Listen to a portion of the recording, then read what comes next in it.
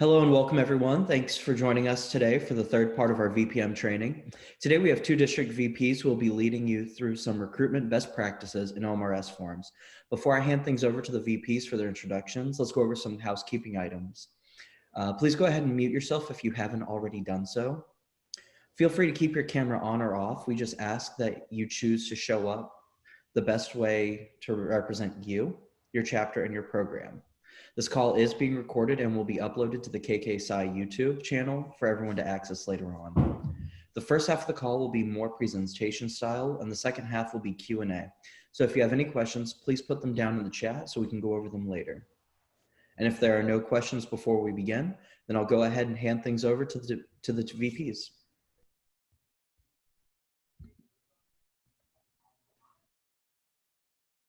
Okay, well, hi, my name is Megan. I'm the Western District VP. I'm from Boise State University's at the Iota Kappa chapter, and I'm going to be talking to you about recruitment today. Hello, everyone. I am Eileen Sanchez. I'm the Southwest District Vice President for Membership. I'm from the Alpha Chi chapter at the University of Texas at El Paso. And today I'm going to be talking to you guys about the fun paperwork that we as VPs have to fill out. Awesome. So we'll get started with some recruitment stuff, specifically how to recruit with Pivot. One of the fun things that Pivot actually has is the fired up stuff that they teach. So I'm going to be teaching off of that, and specifically 3 main articles off of Fired Up. The first article that we're going to talk about is the what to say, so through text messages and social media opening lines. This is specifically for your online recruitment, as that's how most people are going to be recruiting. So one second to share this with you guys.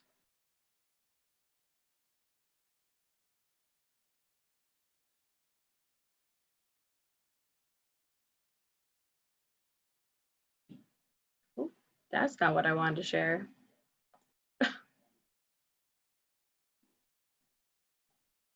Why not sharing? Oh goodness, and now I just closed it. Okay. Well, we're just going to talk about it then until I can bring it back up. So there are 3 main steps when it comes to what to say when it comes to social media recruiting. So the first thing is quick openers. So you have to remember when you're opening that you need to be friendly, you need to be presentable. So that's just saying your name, what KKSI is, your position in your chapter,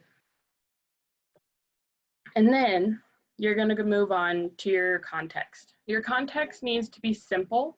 You need to make your context about them, why they should want to be a part of your chapter, why should they care about what you're talking about, what do they want. So some people might be more there for the service aspect, because we are a service fraternity, but some people might be more looking for a family, and then the service ends up coming later. So you really need to make it about your audience. And then you need to use as few words as possible, because the more words you use, the more confusing it can become. So you don't want to like ramble on about service for the entire time you're talking to them. The last thing is you want to close with an action ending. So that's, you want to end with a question or a request of your audience. If you're texting with someone that's like, ask them a question like, would you be willing to consider us more? Or would you be willing to meet up with some other brothers? That kind of stuff. So I'd actually really like for us to brainstorm like a couple of like potential opening lines. So if anyone's willing to give some input on what they feel is like a really good like opening sentence to how to present themselves to a candidate. Anyone willing to share? I think I got one. I think, well, learning from the National Leadership Convention, kind of like sharing, like, I think more if you connect on a personal level, I think it gets like, I think it means more to them, more than just like another student organization on campus. I think it brings a lot more meaning to the table if you bring like why you joined and why you like doing what you do. Yeah, absolutely. That's a perfect example. Okay, now I've got this back up, so here we go. Okay, so here's some examples that are provided by Fired Up. So these examples are like if someone follows your chapter, let's say your chapter has a Facebook page and you happen to see that they follow you, and that they're not a part of your chapter, a really good way to open is to shoot them a private message and say, hey, thanks for the follow. I'd love to hear if you know about us or if you'd like to learn more. If they happen to come up to you, let's say during like a band, and they happen to see your letters, a really good opening is, yeah, do you know about Kappa Psi? Do you want to learn more about us? Is there any questions that you have in particular? As well as if someone who's never thought about a fraternity before, never thought about Greek life, and they may have like, if they come up with you with a particular question, then if you don't have the answer to that, be like, hey, would you mind if I give your info to this person in my chapter that has a bunch of answers for this question? And if they say yes, then shoot it on to that person.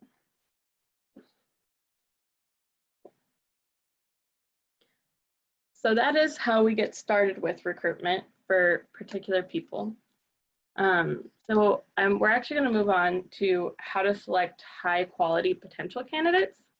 This is something really important for deciding how we choose our members. So this is another selection from Fired Up, and it's the guide to selecting, and it has a 3-step formula that is like this formula that every chapter should set up for themselves. And the first step is, are they aligned with our purposes, values, and goals? Obviously, in KKSI, we learn a lot about what our values are, what our pillars are, all of that fun stuff. But we don't always talk about how do we quantify that and how do we like standardize those values. So it's really good to talk with your chapter, and before you even start recruiting members and start talking about the potential members that you're bringing in, and say, okay, this is the value. How do we standardize this to look at, does this person show this value? Like, let's say if we have musicianship, how do we quantify musicianship? Is it how well someone plays, or is it how well they can add to the group and how they interact with the other members within the ensemble? So you have to talk about how you want to quantify your values. And then you have to determine how they fit with the group. Do we know this person? Can we trust them? Could you see them being a life member after they graduate? Could you see them being a brother today? It's really important that you find someone that you can see being that life member. Because if you find someone, they're like, yeah, you seem like you'd fit now, but maybe they're not really going to do anything and not really add anything to the fraternity, it's really important to find those people that are going to help the fraternity grow and your chapter grow. The last thing is do risk assessments. It's really important that we look for quality over quantity and to minimize high risk members. So those kind of members are the members that are going to potentially break school rules, going to make your chapter look bad in some sort of way. So it's really important that you look at your school rules, look at our fraternity rules, and say, does this person potentially have that risk of breaking any of them?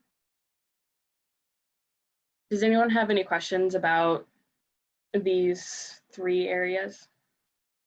I'll move on really quick. Okay. So here's some examples for you. So with that first step, the alignment, this is what I talked about with musicianship. In this example, they use scholarship. So a bad standard would be they study hard and earn good grades. But a good standard for scholarship would be that they meet a minimum GPA requirement and that they're enrolled in some sort of support with school. So like that's where we talked about with musicianship, they're a good player. Well, how do you quantify whether they're a good player? But you can quantify whether or not they're actively trying to add something to the ensemble, whether it's, do they actively reach out to other members to help them? Are they actively serving their members to help themselves get better? All right, and then we move on to fit. So their example is through offering a bid can be like a big ask, because not everyone knows right away, but sometimes we just see in people that they are going to fit with us. So just because someone doesn't know, but if you see that in them and you can see that they have that potential to be a really amazing life member, it's worth giving them that bid. And the last one is risk assessment. So their examples that they have here are finances, behavior. So finances are kind of big one because I mean we do have some financial commitment in this fraternity, though it's not a big one, and we do usually have a lot of ways to help out with that. It is something to look at. Behavior is a big one. We have to look at, is this person someone that tends to be aggressive toward people? Do they respect people, their personal space? Do they have boundaries? As obviously in this fraternity, we do have to be very open to new people and be willing to accept everyone. We do have to look at hazing, obviously. That one just like standard across the board. I feel like I don't really have to say too much about that. Hazing's obviously not something we want. So that's a big risk thing that we have to look at. Alcohol and drugs, this one can be hard because I know especially different schools have different rules on this. So this is one of those things where you'd have to look at your school rules. So I know like here at Boise State, we're a dry campus. And if we get caught with anything related to alcohol and drugs, when it comes to like a fraternity event, it could get our chapter shut down by the university. And so that is a big risk assessment that you have to make based on your school. And then there's some other ones with your academics and expectations. And so once you've flagged anything or completed your risk assessment, if someone fits all 3 of the formula, that is going to be someone that's like, okay, we should really look at giving this person a bid, and we should talk more about him. But if someone, like, let's say someone red flags on a risk assessment, it might be worth being like, okay, well, how did they fit in the other 2? And is this risk something we should talk about more? Or is it a red flag on something that is be like, okay, we're just not gonna even offer membership because it's just too risky for our chapter. So that's where that brings us to this. This is a really good sheet that you can find on the Fired Up through Pivot, and it brings so like their cultural fit, their qualified / aligned, and risk assessment. You can actually use this, like let's say when you go to do voting for bids, you can talk through each of these points with each potential candidate and decide if this is helpful. It might not be for everyone, but this sheet is like a good resource. All right.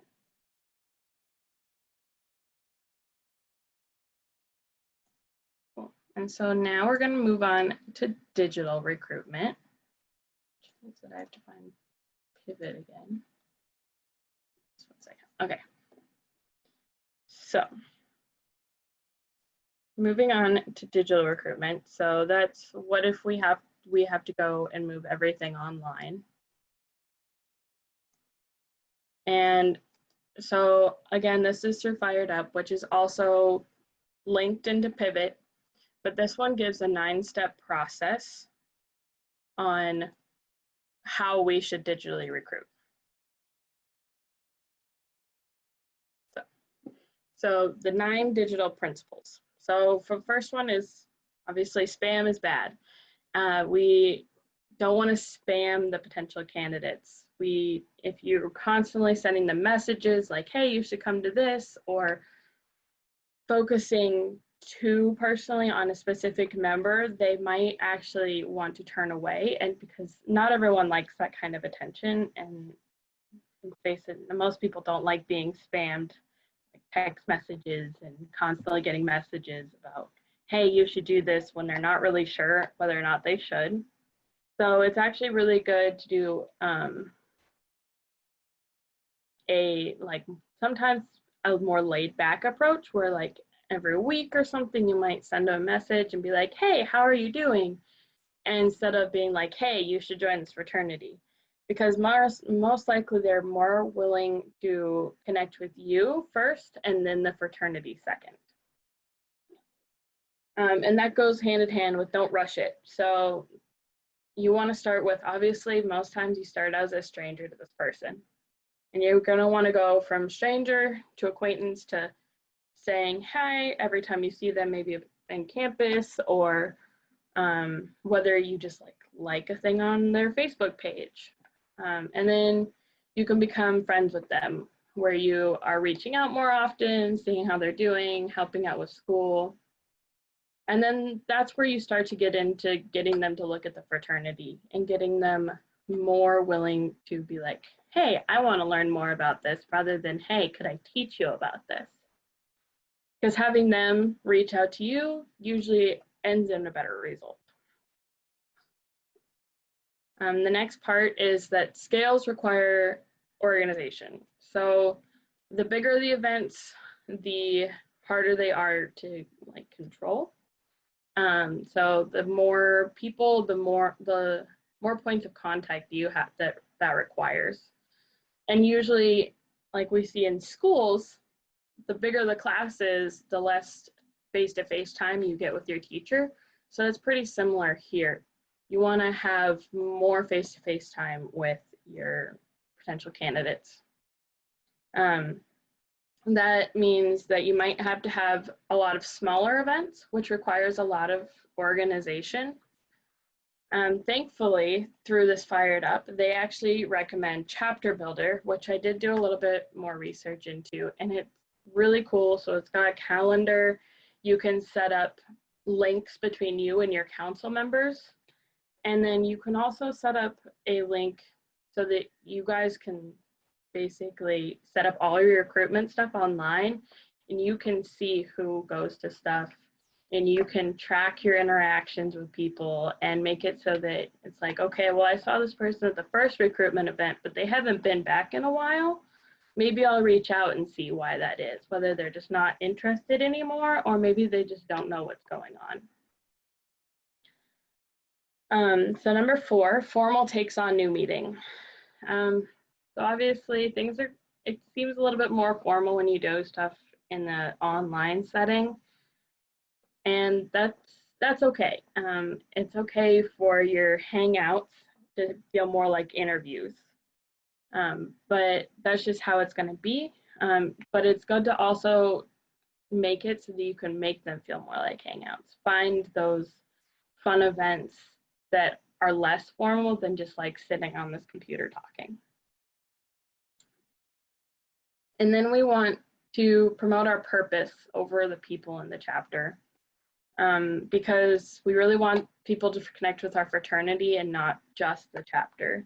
If they connect just with the chapter, it's going to be really hard for them to potentially want to grow past that. And so we really want to promote, okay, here's what our fraternity does. Here's the service events we do. Here's everything that we do. But then once they've connected with that, it's like, but here's our chapter, and here's why we want you to be a part of our family. You're going to have to reprioritize. Matter of fact is, today's world is not the same as it was a year ago when most people were recruiting last. And you're not going to be able to recruit the same way. You're not going to be able to go do the same social events that you used to do. It's just going to be different. And so you're going to have to take those past priorities and change them a bit. You're going to have to be like, okay, what's some new stuff that we can come up with that even if next year it's like last year, then we could, mix together old stuff and new stuff. And well, you're going to do it wrong. And that's okay, because you know what? Everyone is going to do everything wrong right now because we don't know what's going on. We're constantly having to adjust from week to week and basically reinvent the wheel of how we've always done things. So yeah, it's going to go wrong, and that's okay, because we are, as a fraternity, are really good about picking ourselves back up and keep going and readjust and realign and just keep on going. So number 8 is empower smaller groups. So this one can be harder, and because a lot of chapters are really used to recruiting from the same group of people. So I know a lot of people are really good at recruiting from marching bands, but not really good at recruiting from other ensembles. And that's something that this year is going to be really important, is that we start trying to work our way out of the regular group that we're used to. Because not everyone has marching band this year. They may only have ensembles, or everything's online and there is no in-person groups at all. And so it's going to be really hard, but you're going to have to work on working into smaller groups of people that you've never reached out to before. And then lastly, don't forget your basics. We're still the same fraternity that we were. We still have the same values, the same philosophies, and we still have to hold true to that even if we're doing everything online. So stick to your values, stick to what you've learned, just be willing to adapt a little bit.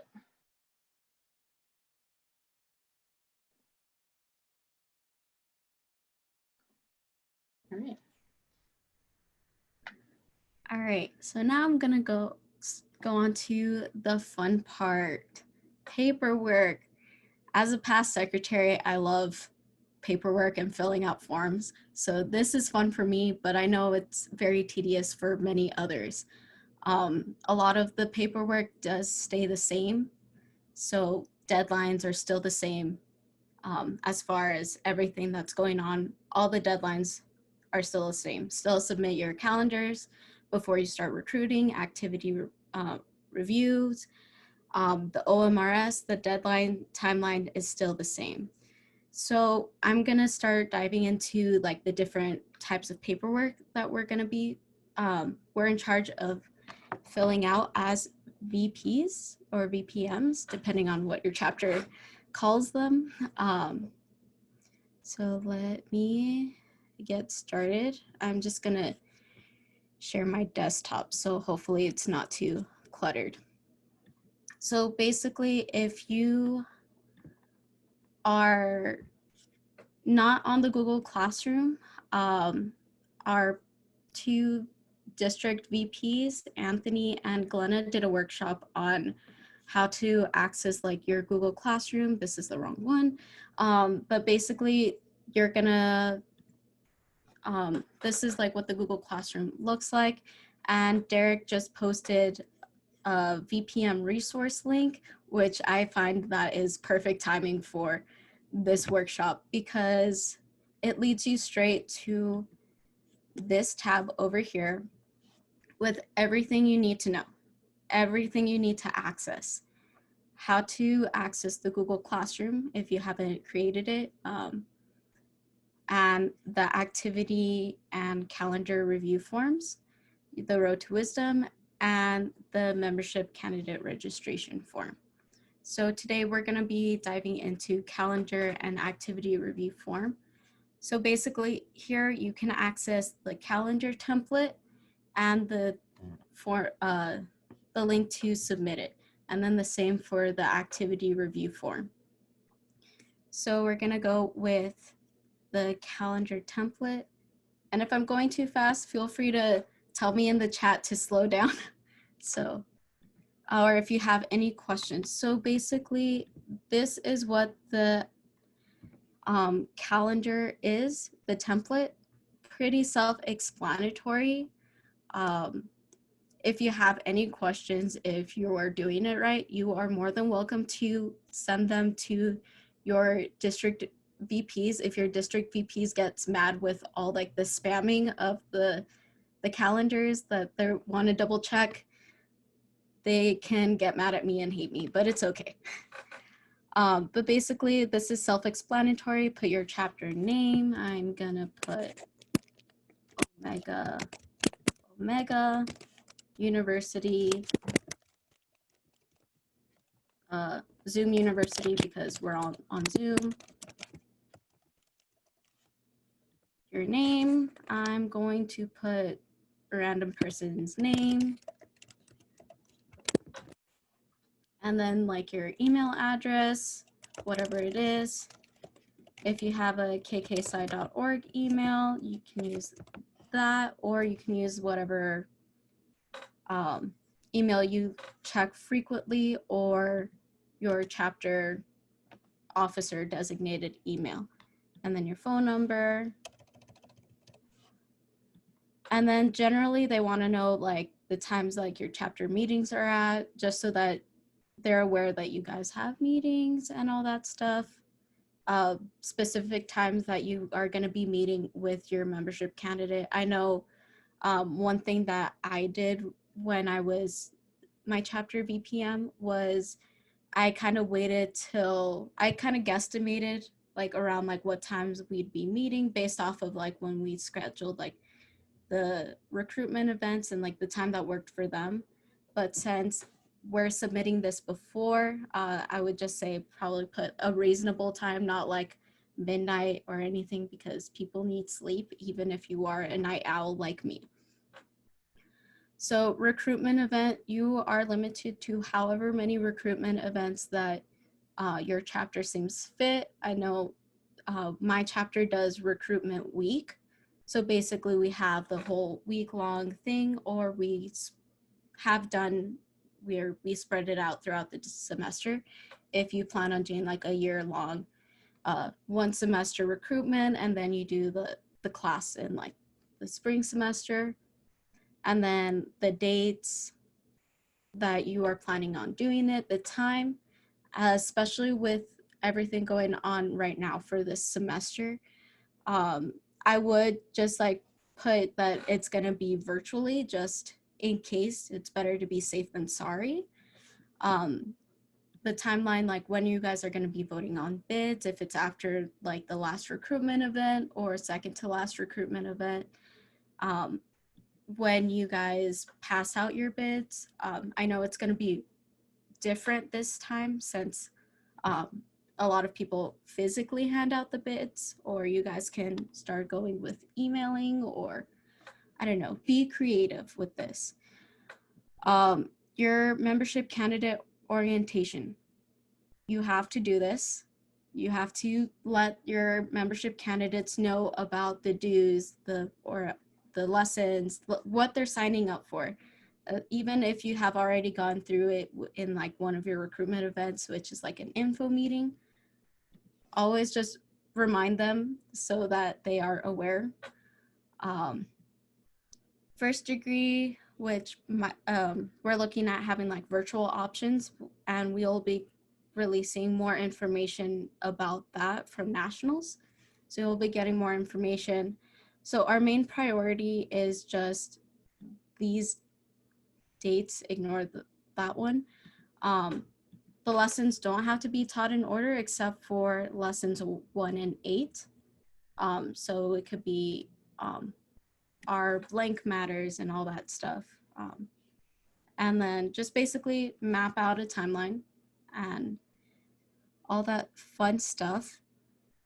So answer these questions. Again, if you have any questions, you can always reach out to your district VPs, VPMs, or even the curriculum committee.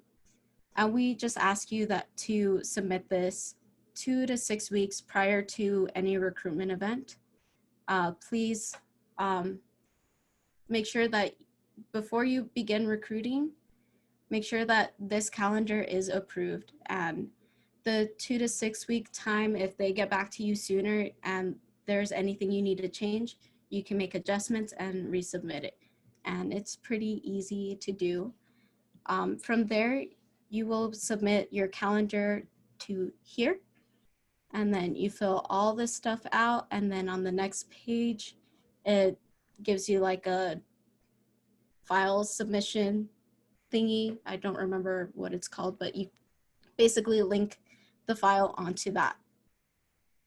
And then the same goes for the activity review form. Aileen, Yes. there are some questions in the chat for you about calendars. The first one is, how do we account for degrees on the calendar? Okay, so as of right now, based off of the pivot, the Nationals is going to be offering like virtual alternatives for these. I don't know the answers to like when or how it's going to happen as of now. Hopefully we'll be getting something soon within the next couple of weeks. But I would probably have like alternative, or if you are going to be doing, if you are going to be opting for the alternative or you're not going to, if that makes sense. Any other district VPs have any more information about that, you are free to jump in and add on. But again, like as far as we know, we should be hearing from Nationals soon about the degree alternative. And then the other question, sorry. Go ahead. And then the other question is, do we still need to submit a recruitment calendar even if we are not taking a class in the fall? And do we need to submit one calendar per semester or one per year?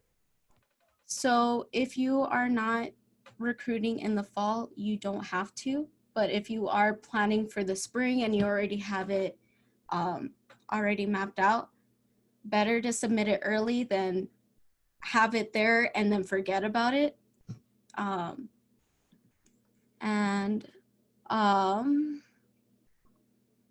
So if you are going to be doing like the whole year-long thing where you recruit one semester and then you do the lessons, submit the calendar now. You only have to submit the calendar if you are planning to like recruit for like the year. If you are doing recruitment, like recruiting every semester, you can submit both for like the semester. So you have like the two different calendars, if that makes sense. I hope that answers your question. Any other questions about the calendar? Those were the only two currently in the chat. Sorry to interrupt you before the Jot form. No, you're good. But yeah, those like two places are going to be like where you find all this stuff. So it's going to be in the main, like, you could go to, I forgot how to get there. Basically, it's usually in this tab where you have like all this stuff. So it's like 4 VPMs, and it's there on the kappakappasci.org website, or you can use the link that Derek provided in the Google Classroom. And so the activity review form, basically the same as when you submit your calendar, but you don't have to submit an activity review form if your chapter has done an activity and have like submitted the activity review and has been approved. If it's an activity in the Road to Wisdom, you don't have to submit an activity review form. But I always like to say, when in doubt, submit it. If you have any like questions about like an activity, submit it. Unless you are making, unless you are doing the same activity that your chapter has done and it has been approved, you are like safe to do that activity. Anthony, am I missing anything? I know like you're more familiar with this than I am.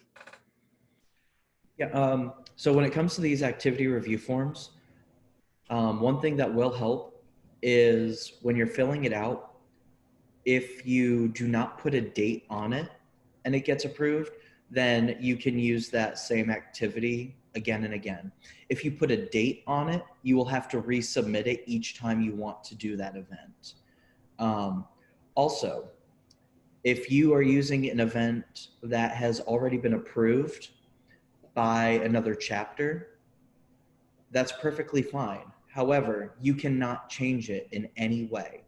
If you want to take the framework for an approved idea and submit it for your chapter with some tweaks, that's fine. It just has to be reapproved, even if you're using the same framework. And then there is a question in the chat for you, Aileen. Okay, are those specifically for recruitment activities? These are mainly for activities in the Road to Wisdom when you're teaching the lessons. That's to my knowledge. I don't know if Anthony or Megan has any other information. Please feel free to help out. So with those activities, they are not just recruitment only. This is any type of activity that you guys would like to do as a chapter. If you guys have a chapter ceremony that you guys have done in the past, that needs to be approved. If there's a script for it, you need to include that script when you're submitting this form.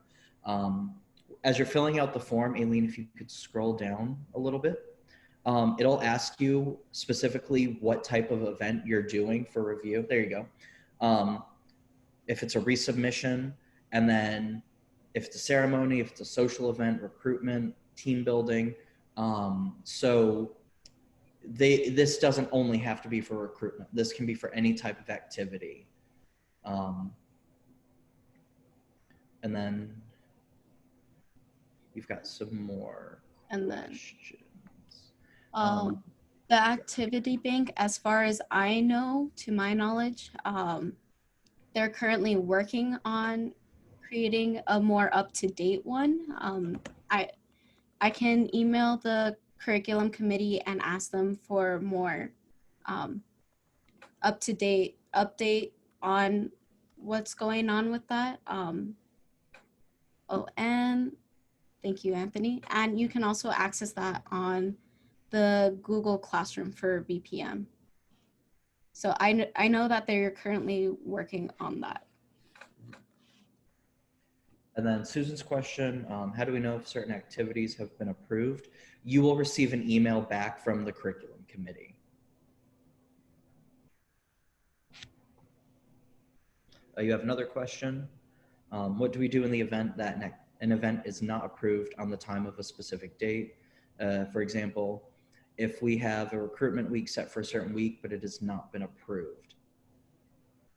I would recommend to wait till that gets approved. Usually you would, ideally, you would have to submit the activity review form when you submit your calendar, which is why we tell you to submit it 2 to 6 weeks ahead of time, just in case like there are a lot of forms that they are looking over, and just to double check and you have like enough time.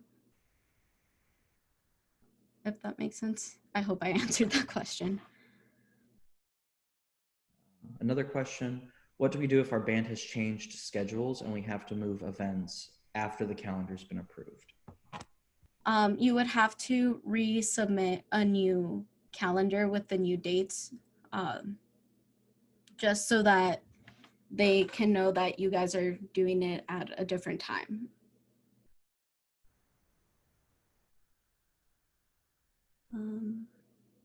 Any other questions? Real quick, just to kind of fix something I had said. These events that you need approval are only if you have MCs involved. That was pointed out to me that I misspoke, and I appreciate that. But yes, if there are MCs involved, there needs to be an activity review form. That was my misspoke. I would probably send a follow-up email to the curriculum committee and let your district officer know, just so that they can help you out with like the communication, so that you can hear back from them, like get an update as to like what's going on. For those watching at home, if you weren't able to attend, the question that Aileen was answering is, what do we do if the 6 weeks has passed and we haven't heard back from the curriculum committee? I'll keep a note to read out loud the questions next time, but thank you, Anthony.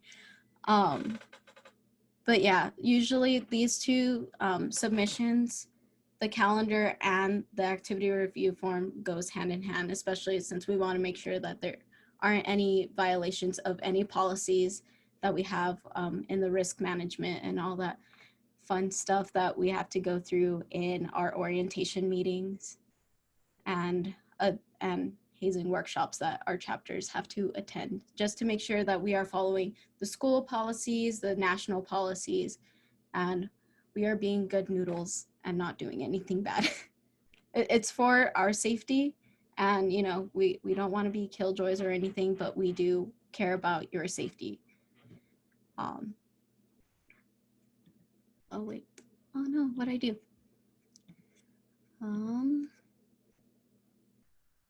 Okay, so next on, we're gonna go on to the other paperwork that we have to fill out. Well, not paperwork, but the stuff we have to submit is OMRS. You guys can now stalk me and know where I live. Please don't spam me. So this is basically your homepage on the OMRS. And you can find all the deadlines that you need. So chapter membership registration deadlines, 7 days after first degree, or according to the pivot, the first class, first lesson. And then the next one is gonna be the initiate registration, which is within 30 days after third degree, or according to pivot, 30 days after the last class, so lesson 8. So basically, membership registration. Oh no. Technical difficulties. Let me log back onto OMRS. So basically, these two forms do require signatures. So I want to show you, if I have time, I want to show you how to collect signatures online. The Southwest District Governor, Tony Castle, did a whole tutorial on how to like get the signatures through Adobe FillSign. So basically, this is what the membership candidate registration form looks like. So it has all the information when you had your orientation meeting, idealistically when you would have the degrees, and then your membership, like the membership candidates information. So you fill all that out, you add like the new members, however many people you're going to be adding, and then you submit for sponsor approval. And this is where I recommend you guys spam. Don't like spam like crazy, but get in touch with your sponsor and DOB and let them know that you are submitting those forms, so that those forms can be counted as on time, and you don't get penalized for it. So the membership candidate registration form, you will need to put all their information, collect their signatures. So basically, like, you can do like a preview, and then it shows, idealistically, it'll show the name and then a signature line. And then you can save it as a PDF. Can you guys see like my preview screen?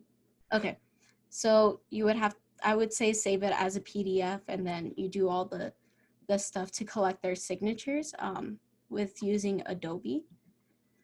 And then the other form that you would have to submit is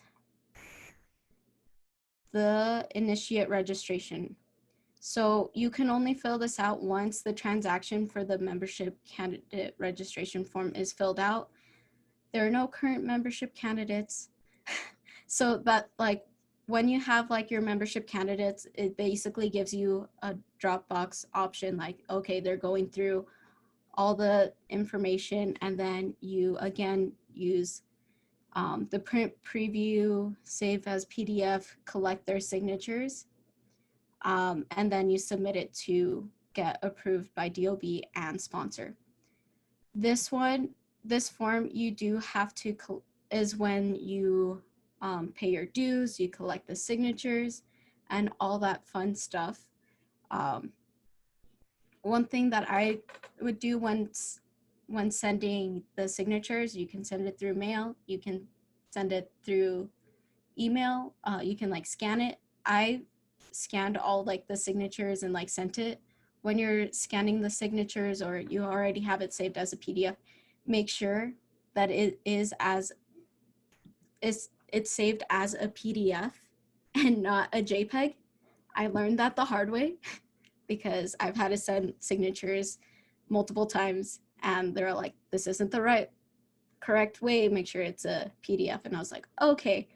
It took a few trial and errors of trying to figure it out and calling tech support in my chapter and be like, how do I do this? So make sure that you do all that stuff, and then collecting your dues. I would recommend working with your chapter treasurer and working out a payment plan, or if you guys want to have them all pay at the end, just make sure that you are being transparent with dues. I know we've dealt with it firsthand with our chapter, like, oh, by the way, you have to pay this much money to be a brother, and then they're all like trying to get the money last minute. I'm sorry to our alpha class for our chapter, but just make sure you take advantage of the orientation meeting and telling them about the portfolio projects. You tell them about the service project or fundraisers that they have to do, all the stuff that is required for the membership candidate to do while they're becoming brothers, and their dues. If they can do a payment plan, if they can just pay it all in one payment, just make sure that you are being open and transparent with the communication. Work with your chapter officers in getting these things accomplished. Hold each other accountable and all that fun stuff. And then you can, when it comes to paying, you can either call headquarters and pay with like the card, which is something that I have done. And the new way that they added this past year was you can pay online through the kappakapsi.org. Once that's done, again, just double check that all of your forms are, especially with OMRS, that they are getting approved from your sponsor and DOB, because especially with the initiate registration form, you will get a 25% late fee, and we don't want to charge you guys more than you guys have to. And collect your signatures ahead of time.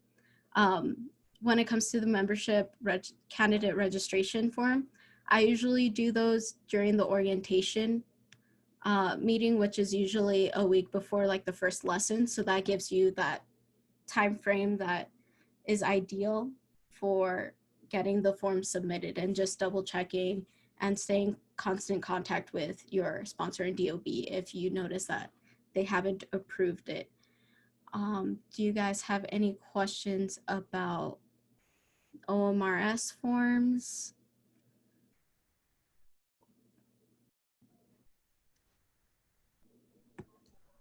Nothing.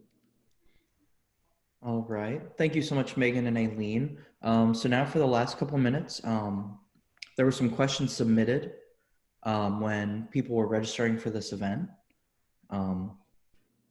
So one of the questions that was asked was, What can we do about not being able to see or meet any of the new students since most classes are online and they won't physically come into the School of Music for recruitment? Yeah, so a lot of recruitment is going to be online this year. And we already talked about some of the ways of how we start that recruitment process. We do have some like example recruitment online events that you can do. I mean, the main thing is that you still want to be face to face with these people. I mean, you want to have Zoom calls. You want to still get that interaction where you can see their faces and talk to them. And some of those like example recruitment events is that obviously Zoom meetings, but you can do some fun ones, like you can do Kahoot nights, and you can get on and do some like DIY sessions, so you can make masks on Zoom together, or do like a Bob Ross painting session through Zoom, fun stuff like that. And then some other stuff that you can do is you could make like a commercial for your chapter, and that showcases like what you do and the activities you do throughout the year, and then post that on your social media, as well as using other platforms from Instagram to Snapchat to TikTok, whatever you feel like you want to use to promote your chapter. But I mean, it's really important to be able to put your faces out there, and then to also get that one-on-one interaction through Zoom. Yes, and like Kat put in the chat, reach out to your School of Music and see if they're willing to share your posts on their social media pages. Thank you, Megan. Just to add to that, over the past 2 weeks, there have been think tanks happening for recruitment, fellowship, fundraising.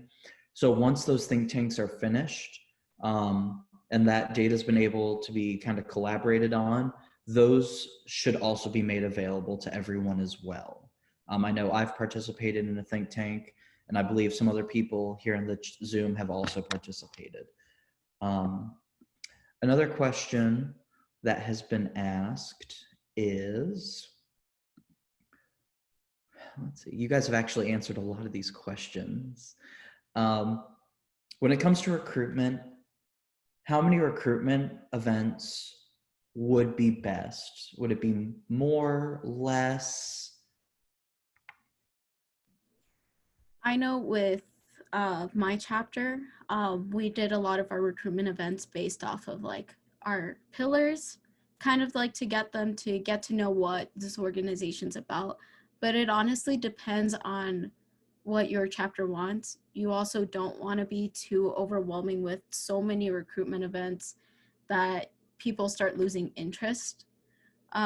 You want your events to be exciting and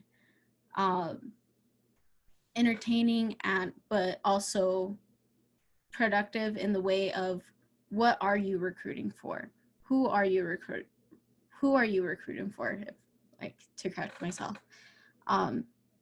Depending on what has been successful for your chapter, is a few recruitment events more successful for your chapter or more? I know during this time, one big thing is to think outside of the box, be creative with like your recruitment.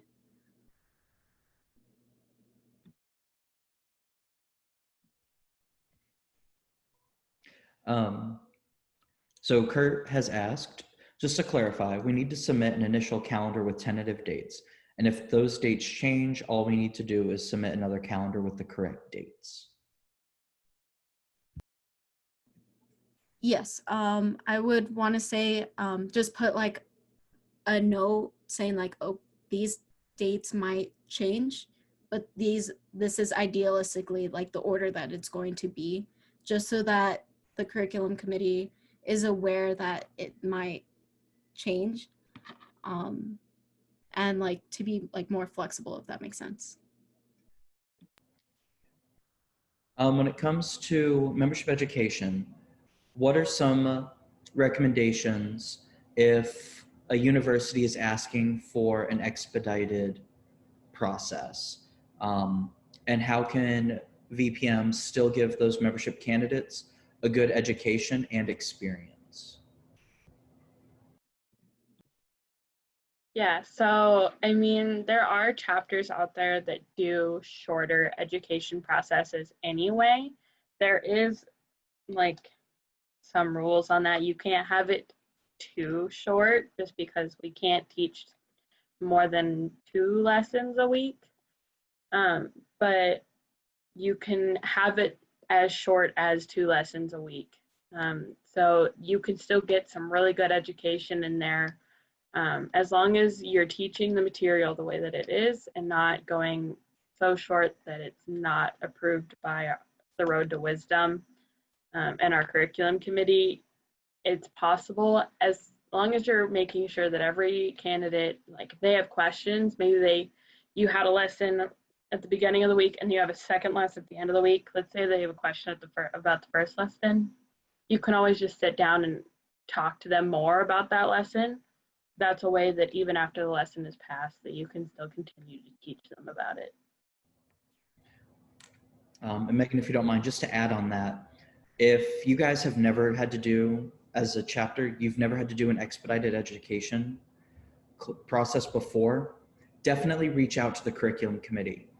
Let them know, be like, hey, you know, my university is saying if we're going to do recruitment, it can only be 5 weeks.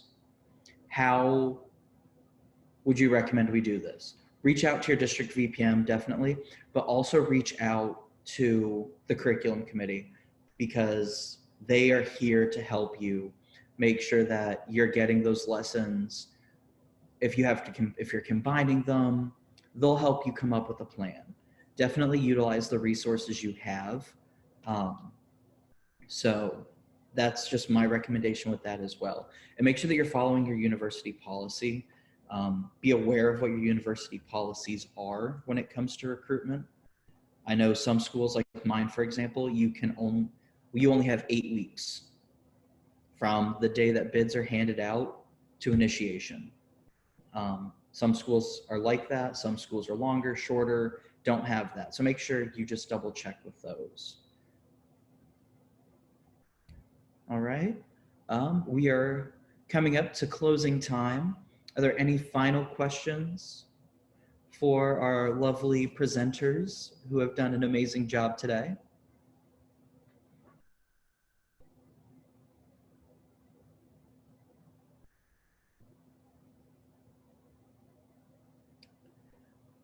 All right, if not, thank you so much for coming, everyone. Thank you so much to Aileen and Megan for all your hard work and dedication that you've put into for these presentations and everything that you guys do. And I hope everyone has a great day.